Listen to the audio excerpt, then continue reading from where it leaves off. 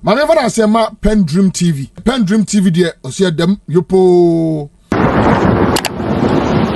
Hello guys, you are once again welcome to PENDREAM TV, your #1 political channel in Ghana and beyond. Today, I want you to join me listening to another banger that is happening in the political arena.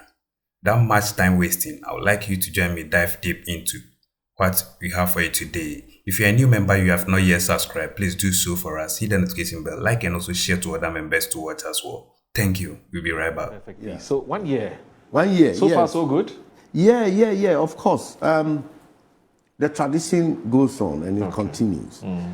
Every regime come into office and Ghanaians will embrace it with that goodwill, that support.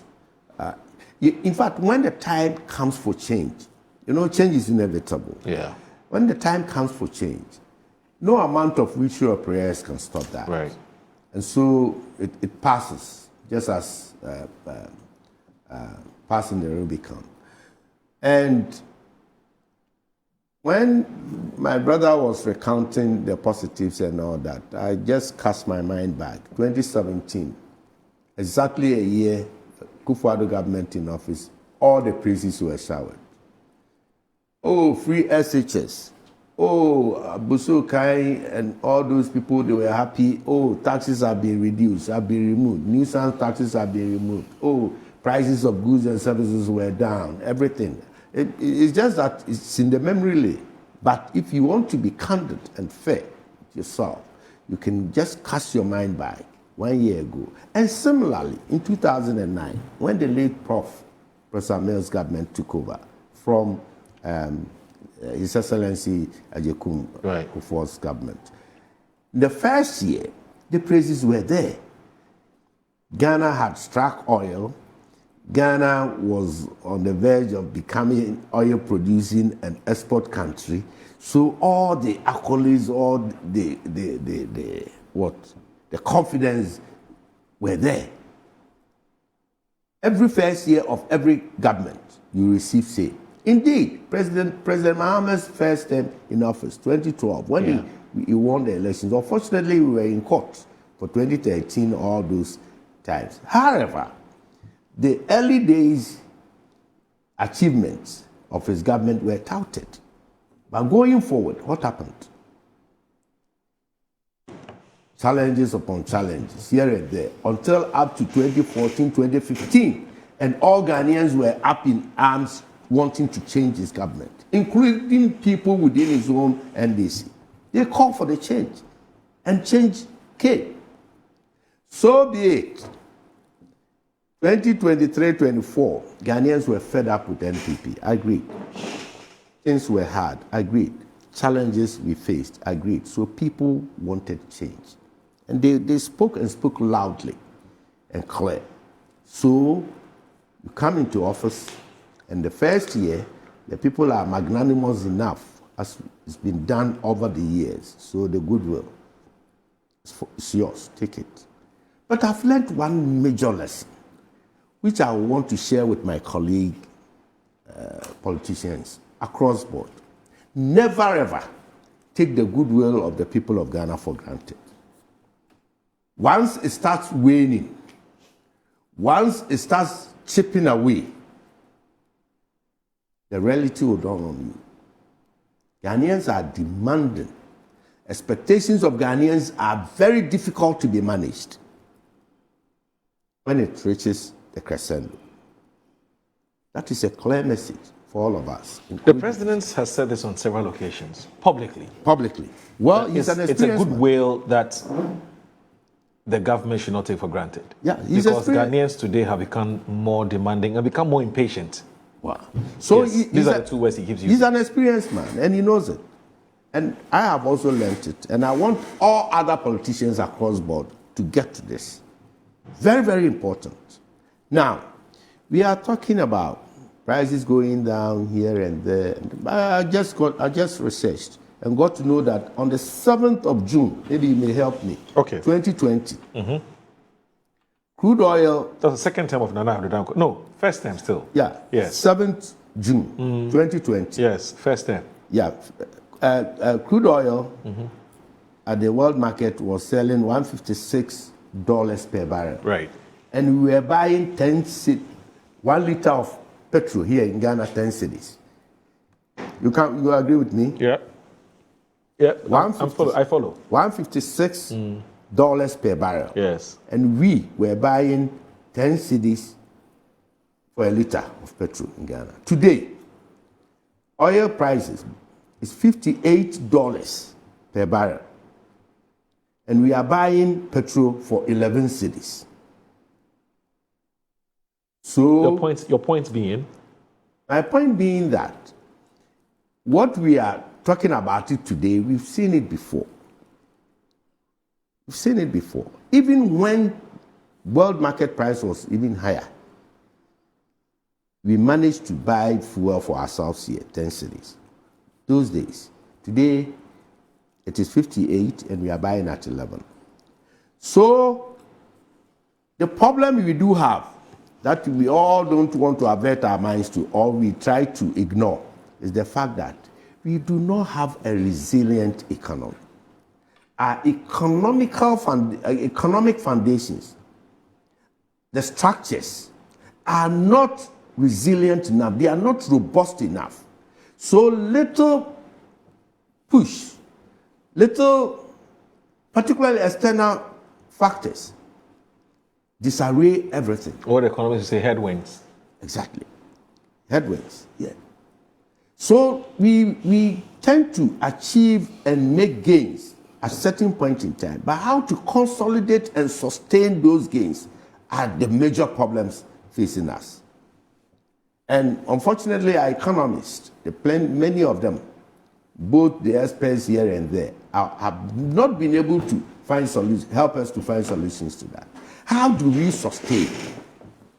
How are we going to be able to live up to this and then build on?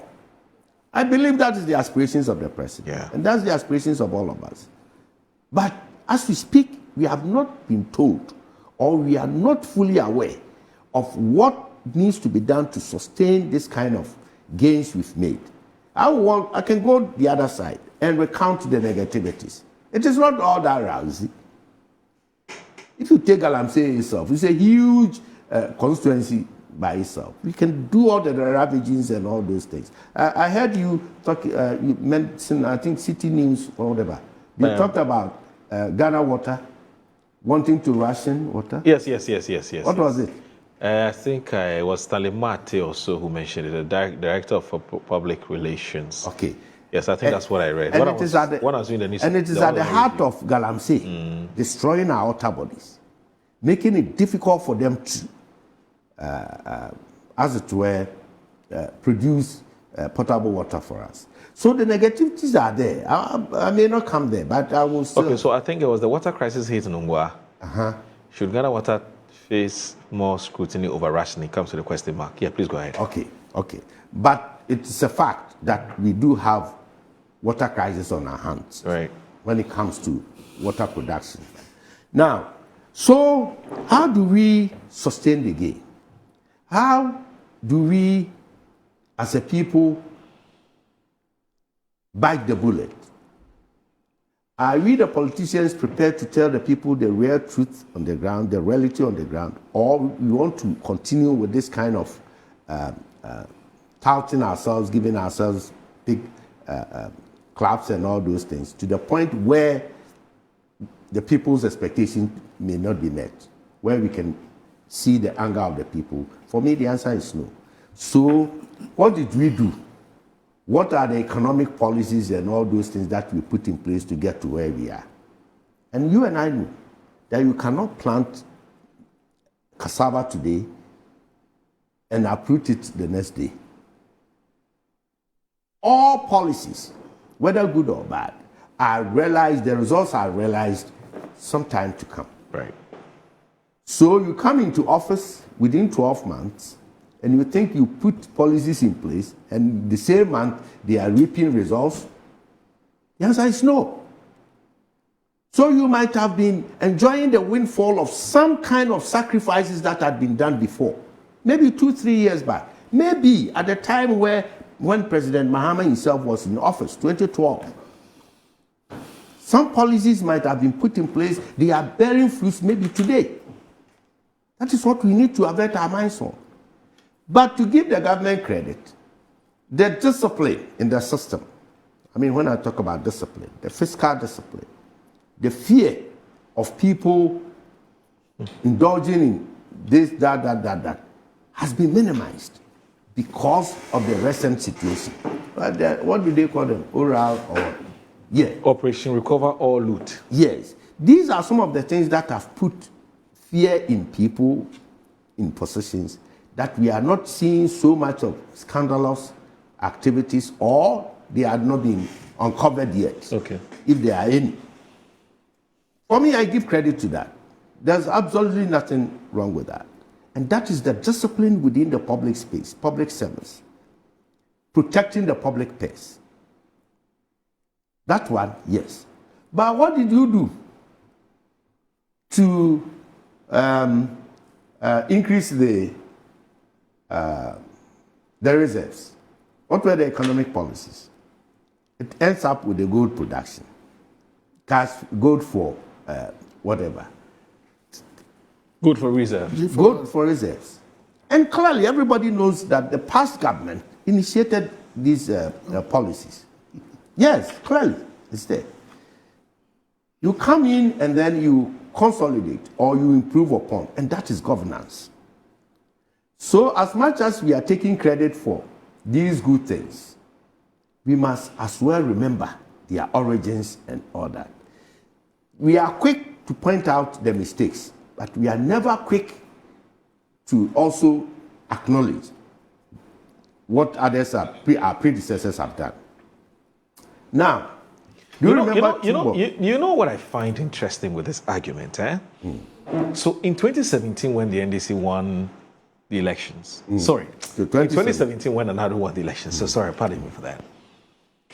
This same argument came up. You recall? Yes. When the NDC kept saying that the economic or the macroeconomic indicators that you were recording at the time was happening, was because the former administration had laid the foundation for what you were beginning to see by way of the macro stability that you saw. Yeah. And NPP said no, and that's the growth we're seeing, the fiscal deficit and so on and so forth, the inflation which was coming down at the time, was something that should be 100% credited to the NPP, and that it was a mark or it was a reflection of good leadership. Did you agree? Well, I don't know, but no, it's not my position at the time. No. But the NDC at the time. I want your personal position. No, I just like I'm asking you. Because I did not. You see, what I'm saying, I did not agree entirely.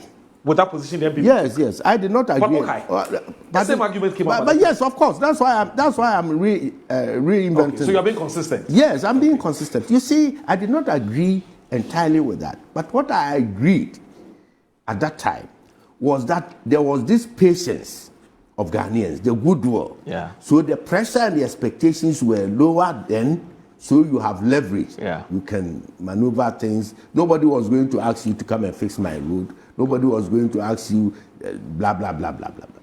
So there was that kind of, and then also, again, the discipline within the public sector space also played out. What we, or myself, let me put it myself, in MPP, was touting was the policies, the policies that were put in place. We promised free SHS, and within 1 year, it was rolled out. We promised to cancel or to scrap some nuisance taxes, about 18 or 19. We're done. Those were things you physically, I mean, there are policies that have been put in place and they were yielding the results that we were seeing. As for laying the foundations and all, I agree into two, because you cannot plant cassava today and go and put the tubers. Harvest it tomorrow. It's not possible. So going back now, do you remember Teamboard? You know, but Wonder, you remember Teamboard? Yes. You know we used to have Teamboard? I do.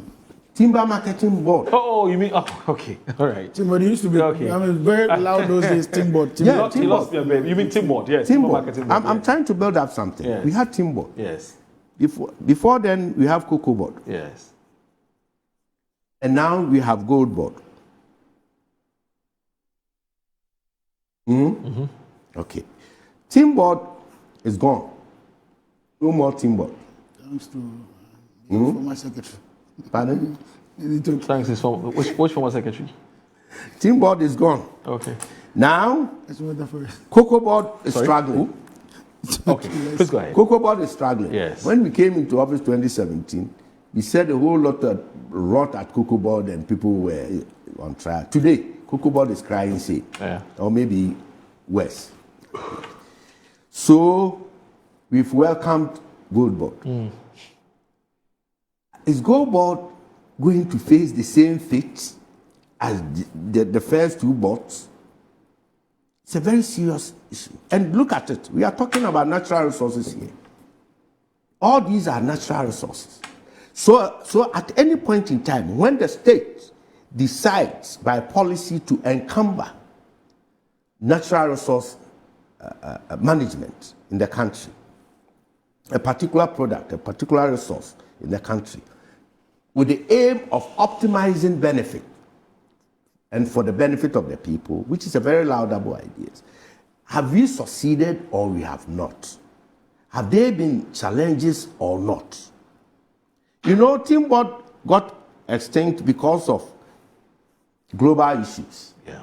All this climate change and deforestation and all those. Because team board was a conscious effort made by the state itself to mow down trees of about 500, 300 years, the odums, the cockroaches and all that, and then export them wholesale, raw materials to the European markets and the outside markets. That it was a conscious effort, to the point that we realized we've lost forest cover, trees and everything.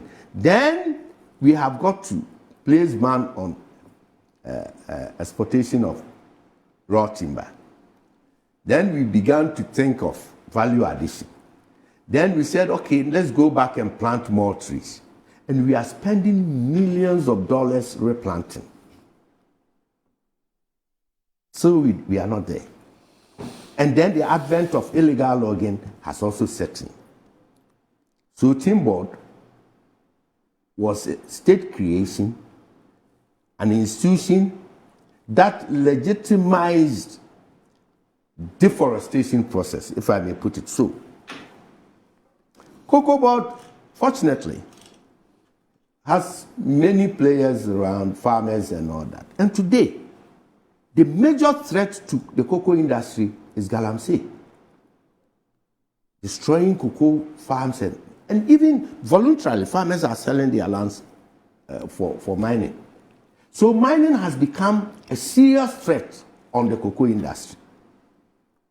Apart from the procurement breaches here and there, the production of the cocoa itself, to the point that the quality is even said to be compromised because of these cyanide and the mercuries and all those things. I mean, the pollution of the soil and the water resources. So cocoa board, the cocoa industry is at risk. We've created gold board. How sustainable are we sure that gold board will carry us through? Is it for the first year, second year, to stabilize things, make things appear we are on good course, and we receive all the claps and everything? Because all that the government and the people, my colleagues on the other side will point to, is that we are experiencing dollar CD rates, thanks to gold. Prices of goods and services are down because importers can lay hands on dollars, cheap dollars, and bring them the goods in so we can buy at cheap prices. Is it not the case? Right. To the point that we've pumped in $10 billion into the system by way of intermediary, by way of intervention or whatever, just to shore up the city. And shoring up the city means we left, NPP left city at 14.7 or 14.7, yes. And now it as is of January 2020. now it is In January 2025. Now it is 2020. 10.5. now Yeah, it is 2025, 10.5. yes. Okay. and you go to the bank, you won't get it anyway. There are none. So you still have to travel to the Which Abuja. bank? Do you want me to mention my bank? Which bank did you go that you didn't get dollar? Metro Bank. You mean the bank you attended, they didn't have dollars? Metro Bank don't have. My bank, they have dollars. They have. Please help me. Help me. Just I only go for some $1,500. You know, Pardon? I only go for some $1,500. No, if you have to It doesn't matter. Because you have to give me money. So Even I if it think is $1, I No, will. but if you have to import, you don't need dollars. Just go and do a SWIFT. Yeah, so you pay. see a journey of 14.7 to 10.5. Right. What's the difference? The difference is almost about, say, 3 point something. Yes. What? 3 point something. So what you see, we used to be at 14.7. Oh, okay. It's not 14.7. And now it's 10.5. So it's almost 3 points. It's almost 3.5. It's almost Just say different. 40% recovery. That's all. 40% recovery. Yes, yes. At the cost of $10 billion. No. Oh, please. No. I'm coming. But you have to contextualize the cost. I'm coming. Because it's not money gone that is not come back. It's money that has gone, but it's come back. Coming from where? Oh, no. You know how they do it. Where would it come? Oh, you know, it's simple. Okay, tell The me. central bank will take money from the local banks Uh-huh.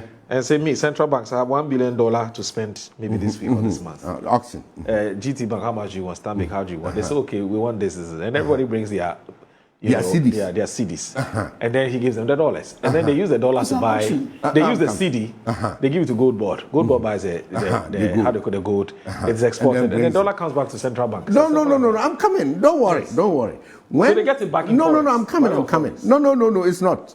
When the central bank Yes. gives the dollars to the commercial banks. Yes. It's not a gift. No. And it's not a gift. They auction. Yeah, they auction. They pay CDs. Yes. So when the dollar is now at the commercial banks. Yes, the commercial What banks. do you do with the dollars? Well, they trade with it. They trade with the Yeah, dollars. Of course. They're trading where? Well, what By way of importation. You mean, yeah, of course, importation. Yes. Of So course. I'm coming. So you will import the goods Yes. and services in with Yes. with my dollar. Yes. Is it not the case? Yes. They come in here, and I've got to purchase them in cities. Every dollar you sent out there to bring these goods, you've created jobs for that market, that economy. The dollar the Bank of Ghana gave to the commercial bank, and the commercial bank gave to me, the importer, sending it to where I'm bringing in the goods. I have created jobs and opportunities for those people there. But Please, but boss, you cannot stop the private person I know. Oh, I'm from coming. importing because I'm coming. I mean, I'm coming. I'm coming. And that is why you see, I'm trying to build up a point. Okay. I'm talking about the sustainability. Okay. How are we going to be able Of to this sustain model. it of this model? Because we are doing economic recovery. Right. When the country is well, I am also a beneficiary. I would love. He said we all have to support. Yes, of course, I have to support, but I have to be more inquisitive. I mean, I have to know where we are headed towards. Look, even America imports. So that is why Trump, Yes. he began his America first. no, he began his regime. The tariff. With the trade war. Right. The guy is smart. It will take time. I'm coming. America will not be able to produce everything, though. Yeah, I'm coming. Okay. What I'm saying is, You're talking 1 year about- in office. 1 year in office. He'll come back to you. 1 year in office. Yes. We are buying things at cheaper prices. Okay. We are happy. Yes. Rice prices are low. The poultry are low. Yes. Whatever, they are Yes. low. Yeah, I agree. The petrol, everything is low. At the cost of selling our Forex, $10 billion intervention. So what I'm saying is, the $10 billion that the private sector, the importers took to import, they are doing their business. That money is going to help generate employment for that economy. Because he has also touched on the youth unemployment. And he says he does a locking. And when he sees the students, he's afraid. A national security issue on our hand. And he's right. So job creation at that end. And then the goods, the finished goods are brought in here. And you and I, having that strong appetite for foreign goods, we will pounce on them and then go and buy. So we are happy.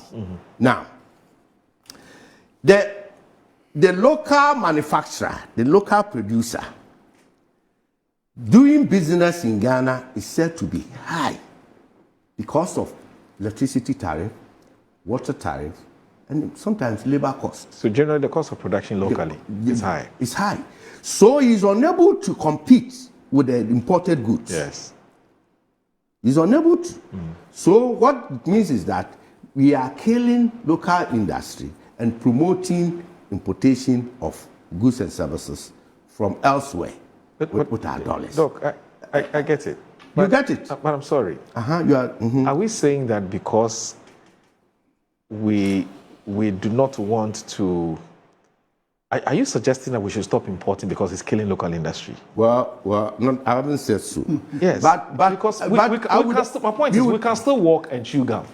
We can still do the importation, but find ways through policy and so on in making sure that the local industry does not suffer. That is why I'm coming from. So I would have loved that 1 year in office, yes, giving account. We say yes, of course. We are helping importation and all those things with the lower the dollar. However, the local manufacturing exportation of our goods and services outside to bring the needed dollars has also been boosted, and we are getting. But that's the process. No, nobody. I'm coming. Nobody has come to tell us that we have these kind of dollars that we have, and that is what we are using it all around. And you made a very serious thing that, yes, the Bank of Ghana gives the dollars to the commercial banks. Yes. The commercial banks takes it for importation or whatever. For their business. Then the gold board will then replenish. They will bring the gold again. Yes.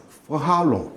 How sustainable? Gold is an infinite commodity. Yes. And we have what we call resource curse and resource Dutch disease. Dutch disease. When you place your emphasis and your hopes and everything on a particular commodity, the day that the prices plummet or comes down, you are in trouble. Do you know that this government... If it plummets. Plummets. Yes. Do you know that this government is so fortunate?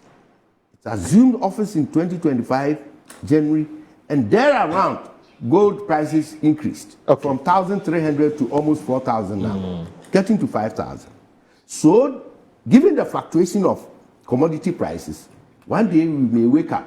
I'm not saying it should happen. No, it's possible that prices comes down. What do we do then? So we must be diversified. No, now that we have the gold boom, but what are we doing? Whether that diversification that you're talking about is happening or not, I'm sure one day will tell you. Let's reach a certain level that in government, even you may not want to spend, but you have got to spend in order to also satisfy the very people. For us, it's bread and butter issue. All right. Agree.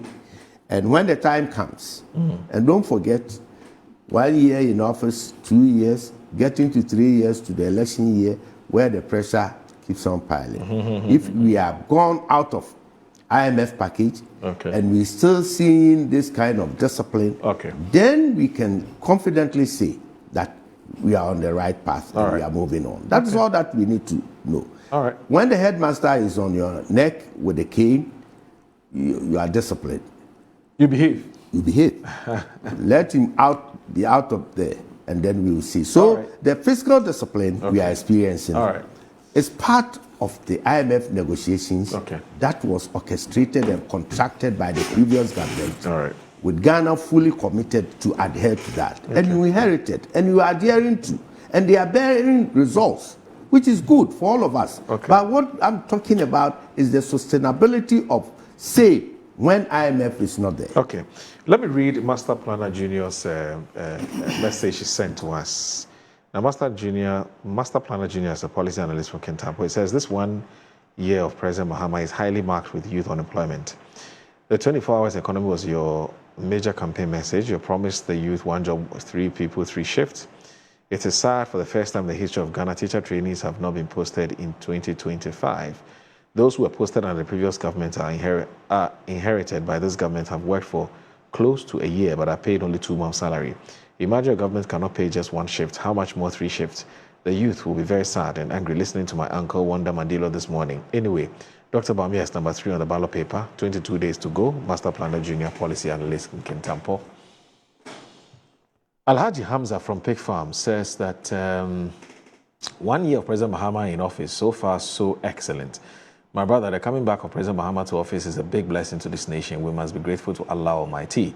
It is time we appreciated the good things that is happening in this country, and Allah Almighty will bless us with more. I'm particularly happy because promises that were made to be delivered in 120 days have all been delivered. Taxes like omission tax, e-levy, COVID levy, betting tax have all been abolished, and all these monies go directly into the pockets of Ghanaians. And for this alone, we're grateful to President Mahama. The only problem I have is that government should put in more efforts in the fight against galamsey. A lot has been achieved, but more needs to be done. Galamsey should not be treated with kid gloves because it is an act of terrorism against the state. Mystic Wonder Avuko, inside in Sawam Medweji says, good morning to you, Mr. Moore and your panelists. It is inarguably clear that President Mahama has performed creditably well in his first year. The economic indicators are reflecting in the lives of Ghanaians. The NPP is gradually becoming a liability, suffering from leadership crisis, and the center cannot hold. Never again to this nepotistic nation wreckers. My regards to Chairman Dr. Mark Oliver.